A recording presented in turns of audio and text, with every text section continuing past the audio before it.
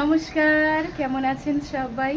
তো এখন বাজে হচ্ছে দুপুর ওই 2:30টার মতন। হ্যাঁ, 2টা 20 বাজে।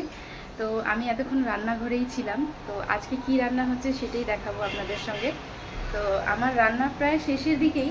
তো আজকে হচ্ছে একটু স্পেশাল রান্না করেছি। তো আজকে স্পেশাল রান্না হচ্ছে এগুলো। আপনারা দেখেই বুঝতে পারবেন যে আজকে কি করব। আজকে হচ্ছে একটু করব হচ্ছে চিকেন দম বিরিয়ানি। তো আমার বিরিয়ানির সমস্ত জিনিস রেডি আছে। তো ভাবলাম দমে বসানোর আগে আমি কিভাবে লেয়ারটা করি সেটাই আপনাদের সঙ্গে শেয়ার করব। তো এদিকে প্রথমে নিয়েছি একটা বড় হাঁড়ি। হাঁড়ির নিচে অল্প একটু দেবো হচ্ছে ঘি। বাড়ি থেকে আনা এই ঘিটা ছিল। ঘিটা প্রথমে ভালো করে দিয়ে দিব।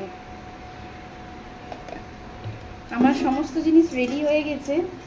এখন দমে বসাইলেই কিন্তু বিরিয়ানি একদম রেডি হয়ে যাবে। এটা হচ্ছে কিছুটা তেজপাতা।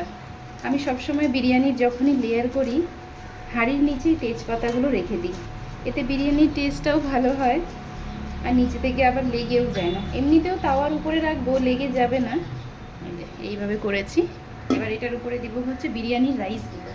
রাইসটা দিয়ে দিচ্ছি। এই যে চিকেনটা খুব সুন্দর কষা কষা করেই করছিলাম। এগুলো ঢেলে